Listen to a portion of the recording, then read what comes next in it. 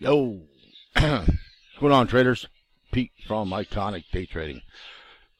Doing a little recap on the few trades I did today, and one required a little bit of trade management because I got a little bit too greedy, and luckily with experience comes calmness sometimes when you get yourself in a situation and you should have taken the profit and you let it go against you after you're up quite a bit of money.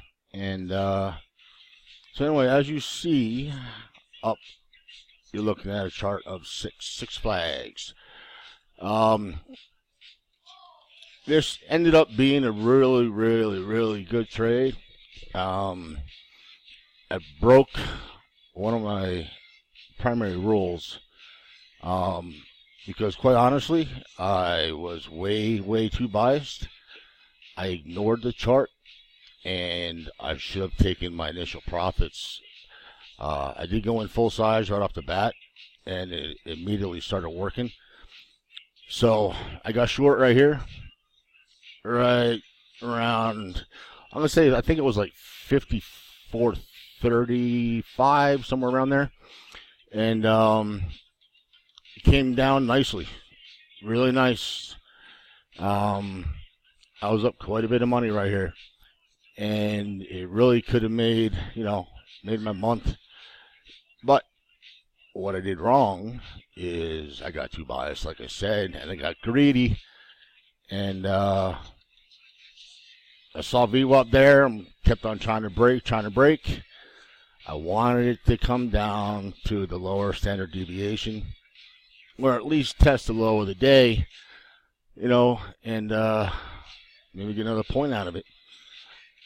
So, ignoring the MACD flip, all right, which was going against me now, you see the volume starting to change, and you can see that VWAP held, okay? So what I should have done, I should have covered, and I should have taken my profits. That's what I preach. But, like I said, I was too biased, and all of a sudden, the frickin' thing, you see this huge volume spike. Big thing ripped. About 2.5 points against me. That was not fun.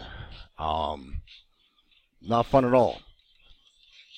So, instead of panicking, like I would have done back in the day, probably most of you guys aren't even born yet. I would have panicked, flipped out, took the loss, right? But all right, settle down, which I did, and I went back into Iconic method, like take control of the stock, take control of your mind, take control of the trade. Don't let the trade control you. You control the trade. And that's exactly what I did. So after I shit my pants, I'm looking at my chart. I'm like, look, it's at the upper deviation band, right? That's working in my favor because here I am short, and this bitch went against me in a big way after I was up in a big way. So I ignored all these signals to get out that I preach about, and it ripped against me. So you're up here at the upper deviation of VWAP. Look to the left, as I always preach. Look to the left. Look to the left. I'm like, all right. I'm in a hole right now, but look to the left. I got a lot of support right here. And usually support becomes resistance when it goes to the right. And that's exactly what it did. So, I'm like, all right, I'm in pretty good shape here. So, I doubled it. Okay? Now, if it would have went above the 5640 area, whatever the area this is right here, or this red line, the upper deviation, if it would have popped over that, I would have gotten out with a pretty sizable loss. Okay? But I looked at the chart. I looked at the earnings. It's a weak stock. It's a weak time. And it's starting to show. So these two big volume spikes were just All they were, just two big volume spikes. You know, a lot of probably panic short covering, maybe some buy programs, maybe some algos, who the hell knows? But it kind of freaked me out a little bit, like I said. But I went back to the basics. So I doubled down and held my breath, and finally starting to get lower highs, 920 cross. I'm like, all right, this little guy is going to hopefully work out. And it did. Little by little, it started to churn down. You know, I started dumping some shares along the way, and I didn't get greedy this time. As soon as it got to VWAP, right about here, I covered. I got all out, and ended up being a really, really, really good trade that, in hindsight, could have been a freaking disaster. So when you get to the level of believing in yourself and going back to the basics and not panicking when the stock goes against you, when you were up so much money, which I'm still pissed about because I broke my rule, you know. Never let a stock go against you. I mean, I was up. You don't give that back to the market. So the stock gods are with me today. I stayed calm. Doubled my position, doubled the short, dumped, scaled out, and the thing worked out. So that's why these upper and lower deviation bands are important. And that's why it's very important to be like water, man. Just go with the flow. Keep your overall bias out of it. Okay? That's all I can tell you. Luckily, I went back to my method that I learned over the years. And it saved me today, and it worked out, and I made a nice chunk of change, you know. I could probably go buy some bananas tomorrow. Maybe, you know, fucking banana farm. Who knows? But anyway, it ended up being a really good trade. But for the new guys, these lines are here for a reason. You know, I had a trader send me a chart, take a look at it, and he had a really, really good entry, but he got stopped out. And, you know, he uses, I think, the 8 and the 20, simple SMA, simple moving average. I use the 920. And he had no reason to get out of the trade. Just he got out of the trade because it went against him a certain amount of money. But it never broke his 8-period MA. He was long on the stock. It never broke the 8-period MA.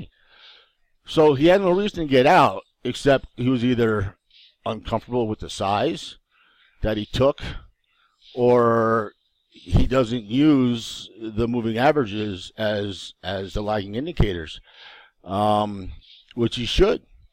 So, you know, every line that you have on your chart, make sure it means something to your overall trading style, okay? I mean, I simplified this to have just what I need for my method of trading. You know, I could do the fibs. I'm a big Fibonacci fan, you know, but I simplified it. And I don't chase trades. I wait trades to work. And when they work, they work. When they don't, you just tap out and take your losses. You got to leave your emotions out. So enough harping on that for me. But like I said, it worked out. I broke my rules. I could have taken a big loss, but I stayed calm. You know, and it worked out. So now, the next charts are two. These were like, this is like, hey, Pete, this is just for you, Capo. I'm like, all right, baby, what do you got? These are my setups. These are my A-plus setups. Both of them. I had one on top of the other. I had them both ripping at the same time. And it worked out well. I mean, extremely well. And I love this because it's the same thing that I said the other day. I think about CRL. I don't know what it was. But when the stocks go up on earnings, when they're up big on earnings, and the daily and the weekly aren't looking that positive, I always look for a pullback midday toward the end of the close. Always. And both of these, this Vulcan Materials, VMC and Zebra, ZBRA. Both of these I took short. This one was like right around, I think I'm going to say like around $210, $200.11, somewhere around there. I got short with this 920 cross. Just a beautiful freaking fade. Absolutely beautiful. I took it. Basically, you can see the lower highs, lower highs, lower highs. Then it's under the 50, 920 cross. Bam, took it short and wrote it down to the 200, which I got out to 200, learned my lesson, pocketed some money, more for the banana farm, and very happy with that. Very happy with that. I did the same thing with VMC. I mean, this was a beautiful, beautiful trade. It was almost like 2.5 points. It was beautiful. You got double top, upper deviation band, 920 cross, and a beautiful fade right into VWAP into 200, and I got out. Absolutely beautiful setups. And if you're looking at it, try to block this part out here, because you need to be able to see that move coming. Okay, not guess that it's coming, but predict and wait and believe that, okay, this stock is setting up for something.